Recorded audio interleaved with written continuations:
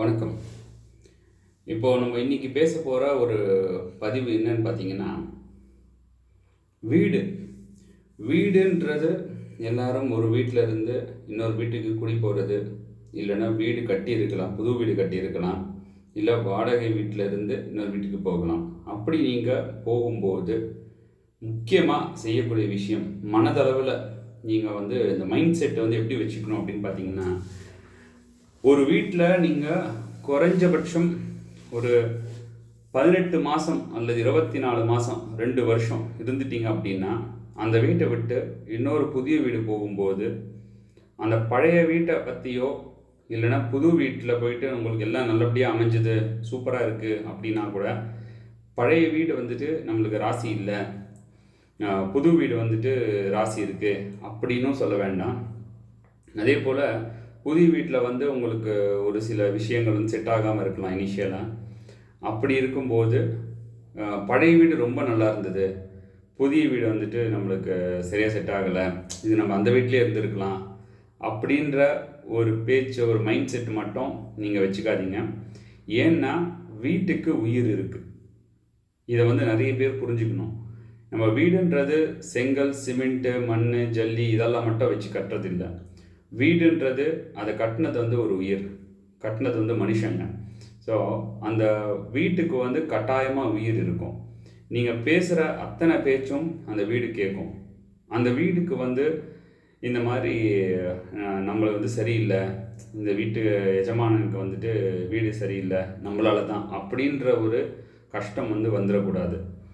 அதனால் வீட்டில் இருந்து எந்த காரணத்தை கொண்டும் புதிய வீடியோ இல்லை பழைய வீடியோ சரியில்லை, இது நம்மளுக்கு செட் ஆகலை, இது எனக்கு நெகட்டிவாக இருக்குது அப்படின்றத பேசாதீங்க.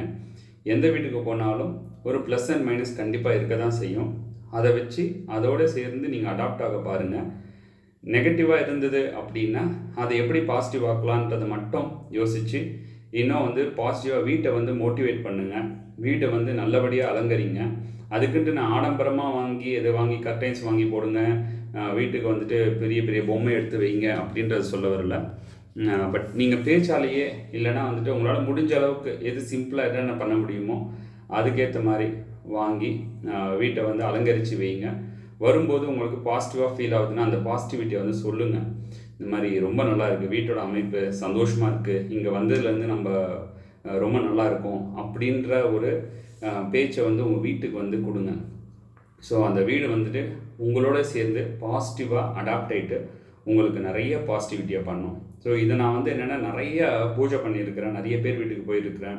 நிறைய பேர் சொல்கிற விஷயம் தான், சாமி நான் பழைய வீட்டில் இருக்கும்போது எனக்கு சரியில்லை, இந்த வீட்டில் வரும்போது நல்லா இருக்குது அப்படின்றபோது அந்த பழைய வீட்டோடைய கஷ்டமும் அந்த வீட்டுக்கு போகக்கூடாது. அந்த வீடு கஷ்டப்பட்டுச்சு அப்படின்னாலும் நம்மளுக்கு இங்கேயும் அது இம்பேக்ட் பண்ணும். அதனால் பழைய வீடோ புதிய வீடோ எந்த வீடாக இருந்தாலும் நம்மளை ஒரு நாள் அந்த வீடு வாழ வச்சதுனாலும் அந்த வீட்டை எப்பயுமே பாராட்டி பேசுங்க. கண்டிப்பாக உங்கள் வாழ்க்கையில் வெற்றி பெறுவீங்க. இது மாதிரி நிறைய சின்ன சின்ன தகவலை நான் உங்களுக்கு சொல்கிறேன். எல்லோரும் நல்லா கேட்டு சந்தோஷமாக இருங்க. ஒரு சிலருக்கு நான் பேசுகிறதோ இல்லை நான் சொல்கிறதோ சரியில்லை, இது எனக்கு செட் ஆகலை அப்படின்னு சொல்ல வரீங்க அப்படின்னா நோ ப்ராப்ளம். ஏன்னா எல்லாருக்கும் எல்லாம் செட் ஆகணுன்ற அவசியம் இல்லை. ஏன்னா ஒரு சிலருக்கு நான் பேசுகிற பேச்சு பாசிட்டிவாக எடுத்தது அப்படின்னா அவங்களுக்கு ரொம்ப பரிபூர்ணமான நன்றி. மற்றும் நம்ம சேனலில் நிறைய இந்த மாதிரி நான் யூஸ்ஃபுல்லான இன்ஃபர்மேஷன் கொடுக்கணும்னு நினைக்கிறேன். சப்ஸ்கிரைப் பண்ணியிருக்கிறவங்களுக்கு ரொம்ப தேங்க்ஸ். புதுசாக கேட்குறவங்க சப்ஸ்கிரைப் பண்ணுங்கள். கட்டாயமாக உங்களுக்கு நல்ல ஒரு தகவலை கொடுக்கணுன்ற இன்டென்ஷனோடு தான் இந்த சேனலை நான் ஆரம்பிச்சிருக்கிறது. Thank you so much.